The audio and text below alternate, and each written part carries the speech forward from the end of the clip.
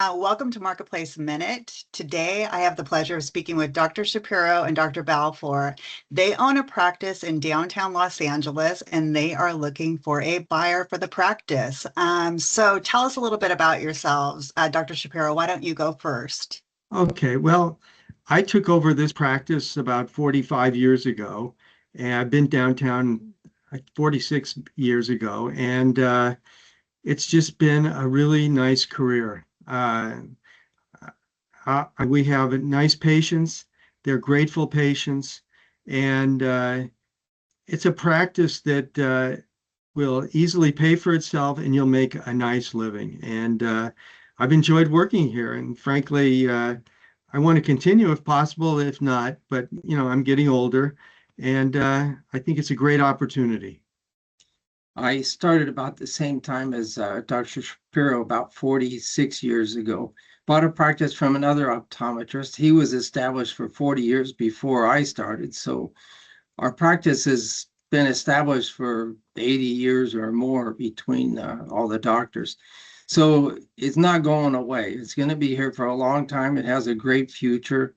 I'm getting to the point where I'm looking forward to retirement. And so looking for someone who's interested in taking over the practice and treating our patients well. We treated our patients wonderfully, I think, for many years, and we're hoping to have someone who will continue that. Right. Yeah. So, like, your practice has thrived for so long, and you kind of touched on this a little bit, but what do you believe your secret to success has been?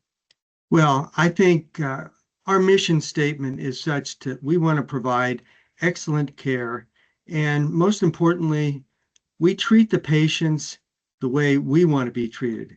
And we tell our staff, treat the patients the way you want to be treated. And that engenders loyalty. We do a good job, and we take care of them. That's basically it. Yeah, I agree. I think it's important to treat the patient like they're a family, and treat them well. They'll come back. I have patients that are, they're adults, and they said, when I was a kid, I was here, and now I'm bringing my kids. And so, like I say, we've been here for a long time, and people like coming back to us. Yeah, third generation families we have, and it's very nice. It's rewarding. It makes you feel good, and that you can provide this care, and that patients come back. It's really what makes our practice enjoyable. It makes me happy, frankly. Are you both Los Angeles natives, or where did you come from Well, originally? I'm born and raised here in Los Angeles. I've spent my whole life here, other than going to optometry school. I went to UCLA and then Southern California College of Optometry in Fullerton. But yes, I'm a native Angelino, which is kind of rare around here. It I is, was yeah. pretty much grew up in Northern California by Sacramento, and went to school in Chicago, ICO, and didn't like the weather there, so I came back to California. I love the weather here, especially Southern California, and I love it here. It's a great place to live, I think. We got the beach, we got the mountains, the weather's perfect, so I've really enjoyed it here. Yeah, it's beautiful. So how have you balanced providing exceptional patient care while also running a successful business? Because you guys do both. How would you say that you're doing that, or have done that, really? Well, we have two doctors here, and we just take the time to take care of the patients. What needs to be done, we do it. And not to say it's not a challenge, because as everybody knows, some exams are very easy and some are more complex. And you just treat the patient properly, and word gets out. We have an excellent reputation. Anybody that looks at our practice, you go on Yelp or Google, you'll see we have like top ratings. All we're consistent because people like us, and we just do what needs to be done. We don't just do things to take advantage of patients or to make a buck. And probably, someone that's a different operator, they could probably be more efficient than we are. And we do a lot of our own pre-testing, and that, frankly, that's the way we've always done it. Maybe it's a bit old school, but it works for us. So looking back, are there any specific decisions that have had the greatest impact on the growth of the practice? Well, the best decision we made is combining our practices. We've been partners, I don't know, 35 years. It's been a wonderful marriage. Never once have we raised our voices to each other. And so that by far is one of the best decisions of my life. So we haven't done anything, we take all the insurances and you know, and we treat everybody the same, whether they have Medicaid or Medi-Cal or they're self-pay. Everybody gets treated the same. Yep. So now we're going to turn to advice for new buyers. Many young optometrists dream of owning a practice. What advice would you give someone who's considering buying their first practice? Well, one thing I would say is learn how to bill properly. Learn how to, and we're guilty of this, how to bill, join as many plans as you can, like medical plans, which we have not done. That's an area for growth because we see a lot of patients that have just vision plans, but they don't have medical plans, and they should know how to bill. That's where we're weak, and I think there's a huge opportunity for growth in that regard. And just make sure, and the staff, you have to train the staff to represent what you want the patients to see. I think Yeah.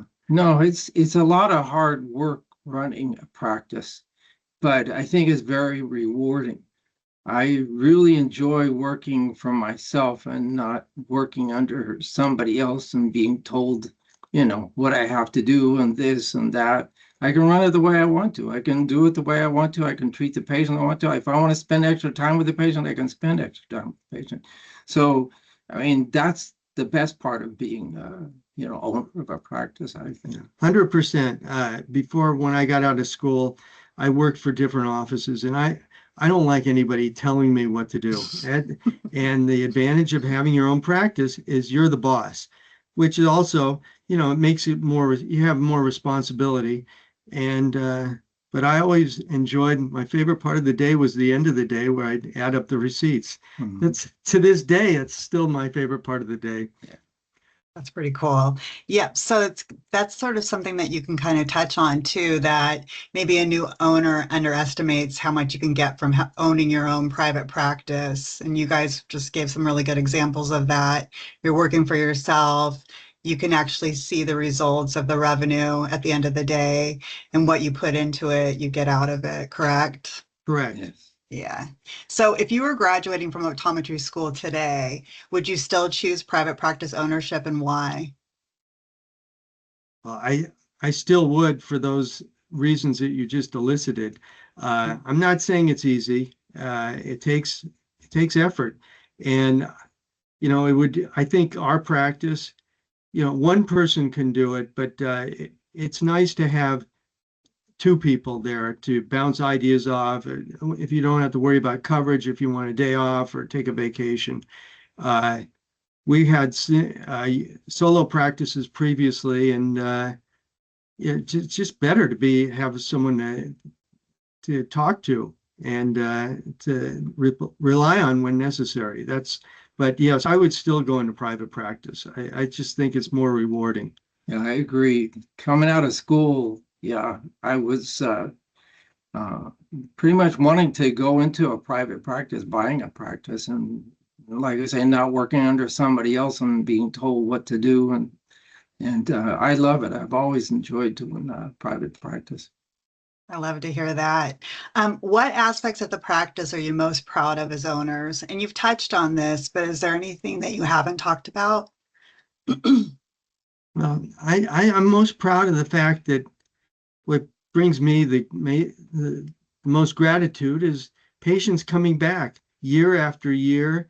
And just last week, I had a patient say, Dr. Shapiro, you're my favorite doctor. I love coming here. That was the first time anybody ever told me that. It just made me feel great. And It's no, I didn't solicit that. It makes you feel good. And when you see the families coming year after year, it just makes you, it's rewarding, makes you feel good. That's what I'm most proud of Yeah. primarily. It's nice to have these patients that I've known for 30 years. And, after I do the exam, I just sit there and talk to them, talk about family and what they're doing. And that's a great part of it. I really enjoyed that part. And it's nice, you talk to them on the end of the exam and stuff. They say, thank you for being here. Thank you for taking care of me and my family. Yeah. Yes, I appreciate that. Yeah. I think that really does talk about relationships that you build with people and the fact that you may see these people only once a year, but you have such a great impact on their lives because you are really nice, kind, smart, and helpful people that just that time that they spend with you once a year has such a big impact on their lives. So I think that's a pretty awesome Yeah. ability to do that with someone. What opportunities do you see for growth that perhaps you never had the time to pursue with this practice? Well, as I indicated, I think you could provide more medical care. And once you, yeah, that's one area of growth. And I mean, if someone came in and there's certain aspects of optometry we don't even do. I mean, we don't prescribe scleral lenses. I think there's a great opportunity for to provide care, specialty care. We are not providing, more advanced dry eye care. A doctor looking to increase the size of his practice there are a lot of ophthalmologists that would love to have someone to refer this or that. In fact, there's one ophthalmologist that doesn't do refractions. He sends us patients all the time to do eye exams because he doesn't provide primary eye care. He does surgery. And so there's just a lot of that around. And it's an untapped source of patients, in my opinion. Lots of opportunity. Do you guys do a lot of marketing for your practice, or is We it do. just We do no marketing. because you're in a really No marketing. I mean, we have a recall system that we use, which I would highly recommend the person that takes over the practice or group. We use ABB Verify, which goes through our database and they check every patient that we have and their insurance coverage if they have unused benefits. And that has been a wonderful marketing thing. Not that people don't realize, oh, they have unused benefits, and they send them a text and they come in to use their insurance. That was the smartest thing I've done in years. It's worked out for the small cost it is.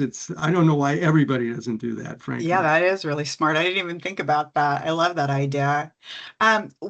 When a buyer walks through the door on their first day of ownership, so this would be the person who buys your practice, what do you hope they feel?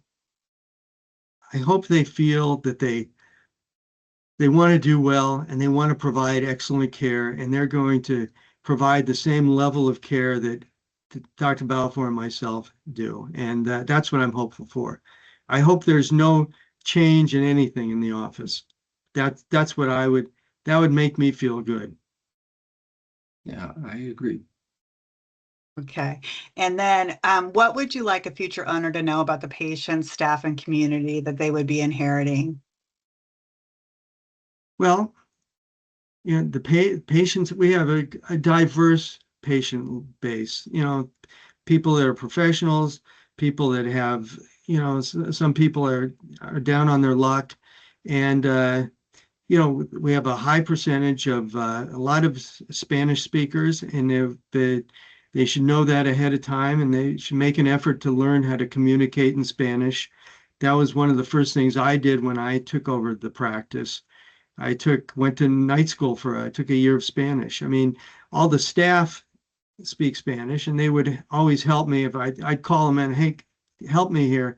And they would do that. And, now that I've been doing this for so long, I rarely have to do that, but that would be it. And just just treat the patients well, and you get a lot of respect. The patients really respect the doctor here, and that's what I would say. Yeah, yeah, very diversified patient base, and like I say, they're all appreciative that we're here and we take care of them and we do a good job, and yeah. Yeah, I think this would be a phenomenal opportunity. Well, thank you so much for listening in or viewing Marketplace Minute. If you have questions about this practice or would like more information, please reach out to me. I would love to share more information about it. Thank you guys so much for participating in this today. Thank you. All right, let's stop recording. So I'm also